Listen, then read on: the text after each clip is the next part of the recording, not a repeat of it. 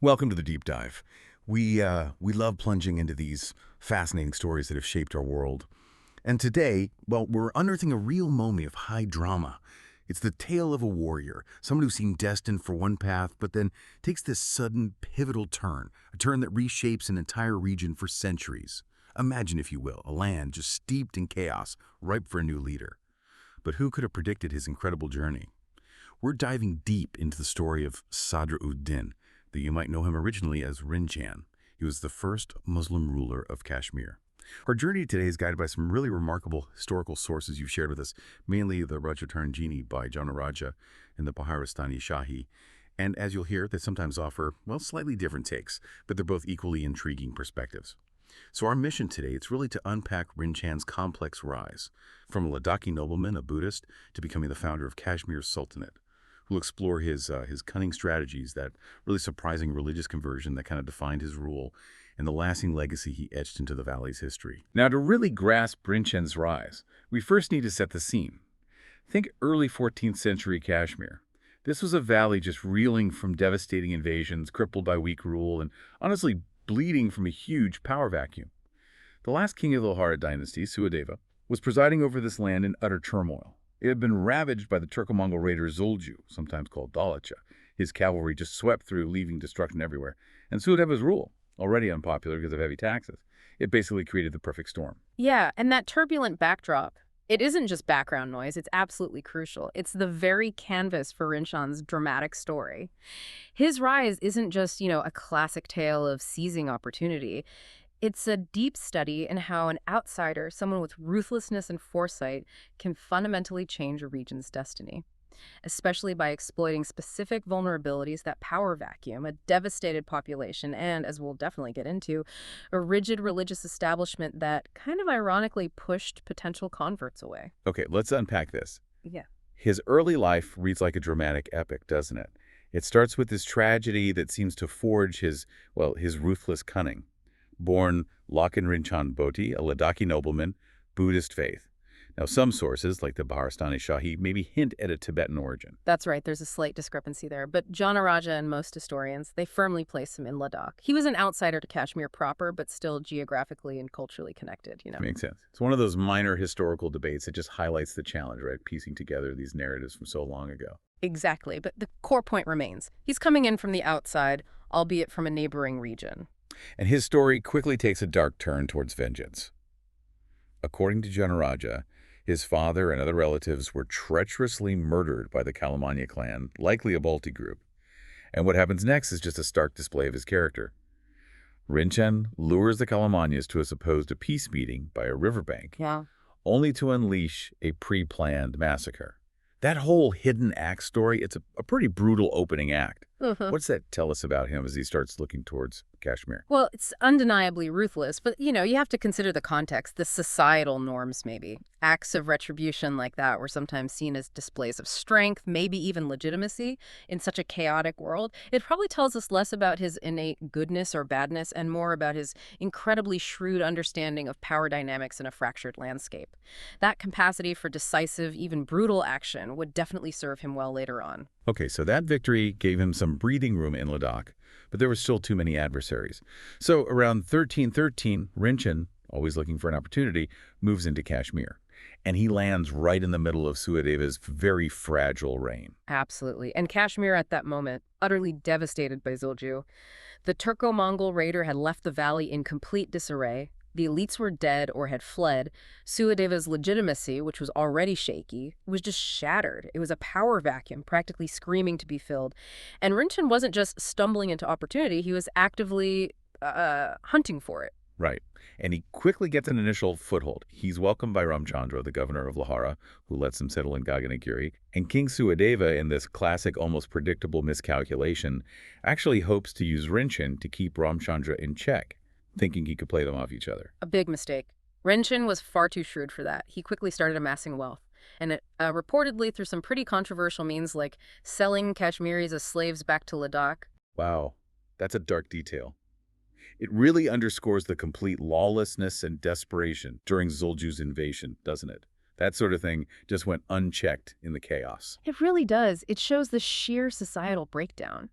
When basic morality is just suspended and the state can't enforce any kind of order, figures like Rinchan can operate with very few constraints. They exploit the very weaknesses that brought Kashmir low in the first place. Okay, so Zulju eventually leaves. Sources differ a bit on why, maybe the harsh winter or maybe lack of resources. Yeah, Jonaraja mentions the winter. Baharistan-i-Shahi points to dwindling supplies. Either way, he's gone. And the valley is in utter disarray. Sudadeva's rule is crumbling. And Rinchan sees his moment.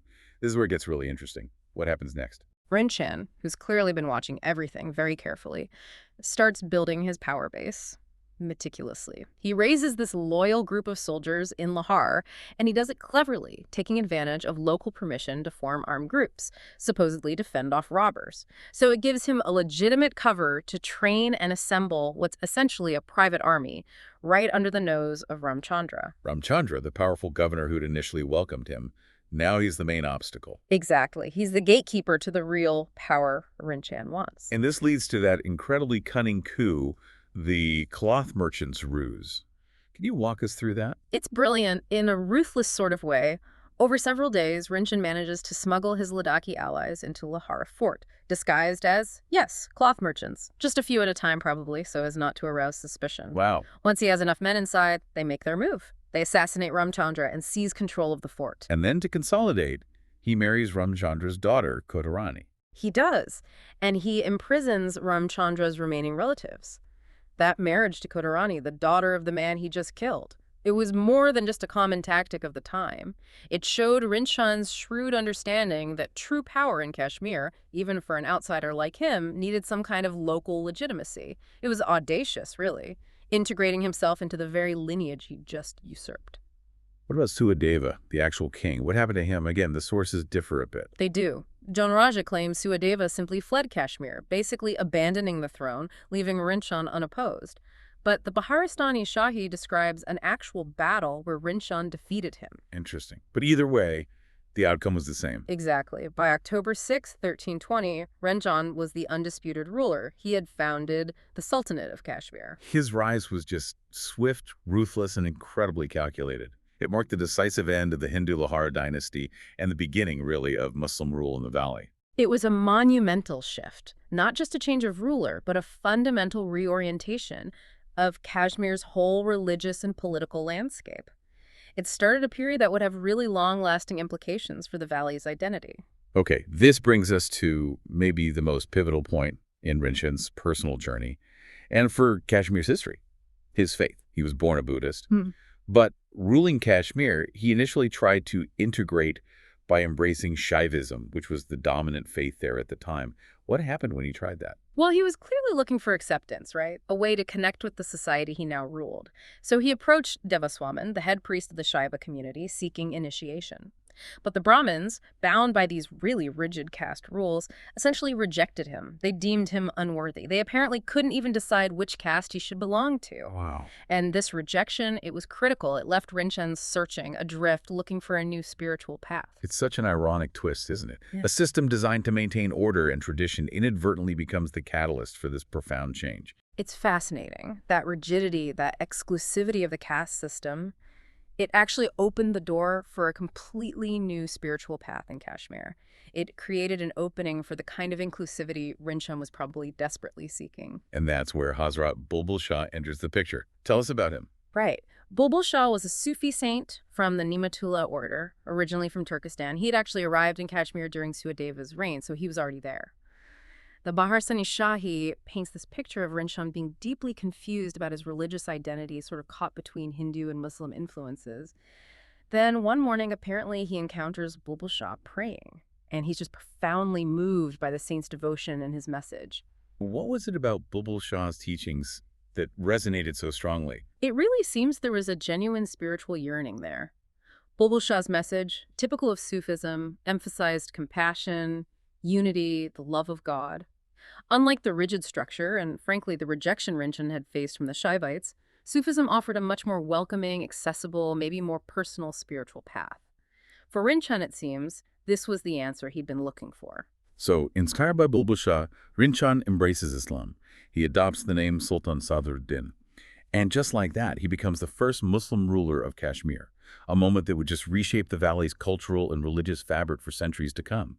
G.M.D. Sufi even suggests that Bulbul Shah's influence led to pretty significant conversions, not just Rinchan, but in his court and among common people too, maybe up to 10,000. Yeah, those numbers, like 10,000, they might be a bit exaggerated, as historical numbers often are, but the impact, undeniable. Rinchan's conversion, it wasn't just a personal choice, it absolutely set the stage for Kashmir's long-term religious and cultural transformation. It was likely both things at once, a genuine spiritual awakening perhaps, and a really shrewd strategic move for a foreign ruler in a new land. It secured him new bases of support and gave him a legitimacy that the old system had explicitly denied him. Okay, so despite this ruthless rise, his actual reign was quite short, wasn't it? Only about 3 years, from 1320 to 1323 CE. But remarkably impactful. Both Jonaraja and the Baharistan-i-Shahi, despite their different perspectives sometimes, they both praise him as a just and kind ruler, someone who restored order after all the chaos of Zulju's invasion. How did he manage that turnaround in public perception so quickly? It is quite the paradox, isn't it? But his administration, once established, seems to have been really committed to the rule of law, and crucially, applying it equally to everyone. He focused intensely on restoring peace and order.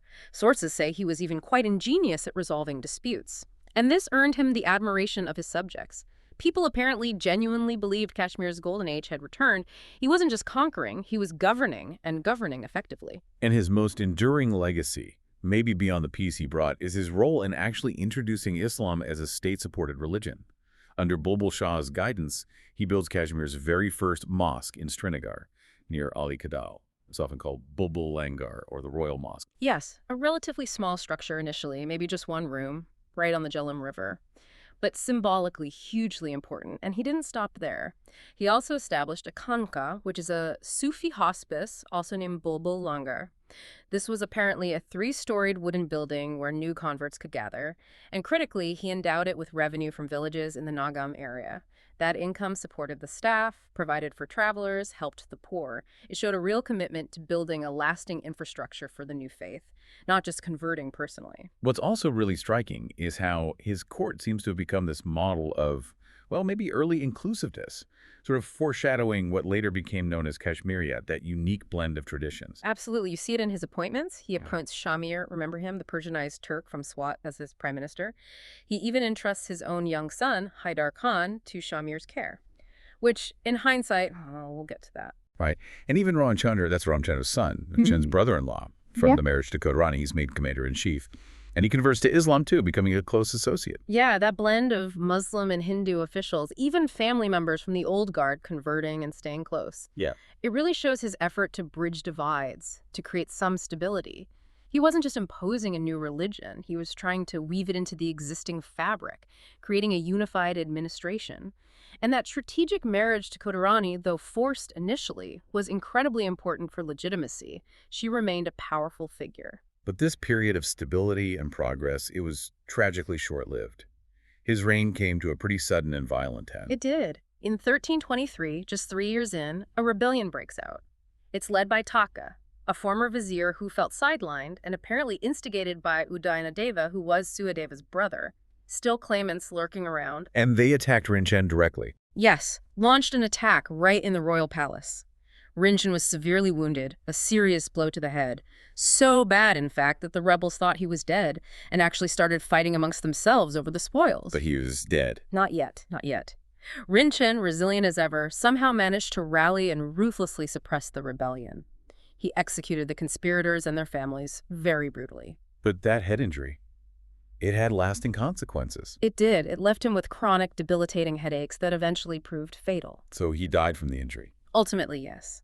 His condition worsened, and he died on November 25th, 1323. His remains were interred near the Bud Masjid, the great mosque in Srinagar.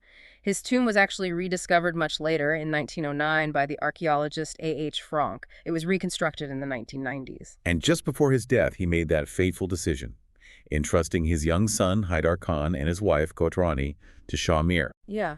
It raises that question, doesn't it? How often does a leader's final decision, something that seems practical or maybe even wise at the time, end up having these huge unintended consequences for their own legacy? And in this case, massive consequences. Because that decision basically handed the keys to Shamir, didn't it? Pretty much. Shamir later imprisoned both Haidar Khan, the rightful heir, and Kudarani, and that paved the way for him to seize power himself and establish his own Shamir dynasty in 1339. So looking back, Rinchan's legacy is, well, it's incredibly complex. It really is. His brief reign, despite the violence at the beginning and end, officially marks the start of the Kashmir Sultanate. The Kashmiri era actually begins with his accession in 1320 CE, or 720 AH in the Islamic calendar. His conversion, his patronage of Bulbul Shah, and the building of the first mosque in Kanka that laid the essential groundwork for Islam's widespread adoption in the valley. But it's definitely complicated. He brought stability after chaos, introduced Islam as a state religion, but those methods, the assassination of Ramchandra, that earlier report of slave trading, undeniably controversial. Absolutely. You can't ignore the ruthlessness. And yet that rejection by the Brahmins, it feels like such a pivotal what-if moment in history. How that rigid caste system inadvertently swung the door wide open for Islam in Kashmir. It's a key detail. And his inclusive court, bringing in figures like Shamir, keeping Ramchandra close, it really did foreshadow that unique syncretic culture Kashmiriyat that flourished later, especially under rulers like Zainul Abidin, the so-called Akbar of Kashmir. And it's important contextually, too. His reign came when Kashmir was incredibly vulnerable. Islam's entry here, largely through figures like Rinchan and the Sufis he supported, was arguably more organic, driven by persuasion and royal patronage, compared to, say, the more forceful conquests seen elsewhere, like with the Delhi Sultanate further south. And our main windows into this remain the Rajatarangini by Jonaraja and the Baharistan-i-Shahi. That's right. Jonaraja, writing from a Hindu perspective, is maybe a bit more reserved about the conversion aspect.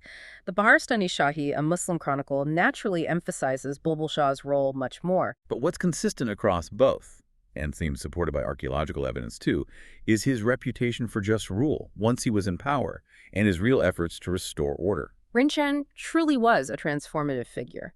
You trace his journey from a Ladakhi Buddhist prince seeking opportunity in chaos to becoming Sultan Sadr-ud-Din, the first Muslim ruler of the Kashmir Sultanate. It's a story of ambition, adaptation, and ultimately a vision, however brief, for a new kind of Kashmir. His conversion, clearly inspired by Bulbul Shah, marked a completely new chapter for the valley, introducing Islamic institutions that would shape Kashmir for centuries. His short but incredibly impactful reign laid that foundation for the Kashmir Sultanate, and it profoundly shaped the valley's cultural and religious landscape. He really does stand as this kind of bridge, doesn't he, between Kashmir's Hindu-Buddhist past and its emerging Islamic future. He established key institutions, fostered that early form of syncretic culture, things that would define Kashmir for centuries. Absolutely. And Rinchan's story, I think, is a powerful reminder that history is rarely simple. You see a ruler's strategic brilliance, maybe personal spiritual searching, even morally ambiguous actions, all converging to spark these monumental shifts, etching a whole new era into the annals of time. So, as you reflect on Rinchan's story, what aspects stand out most to you? Is it the ruthlessness of his rise, his perhaps genuine spiritual quest after rejection, or the surprising inclusiveness of his brief governance? It really makes you think about how individual lives, with all their complexities, intertwine with the grand sweep of history. We hope this deep dive has given you a much richer understanding of this truly pivotal and fascinating figure in Kashmir's past.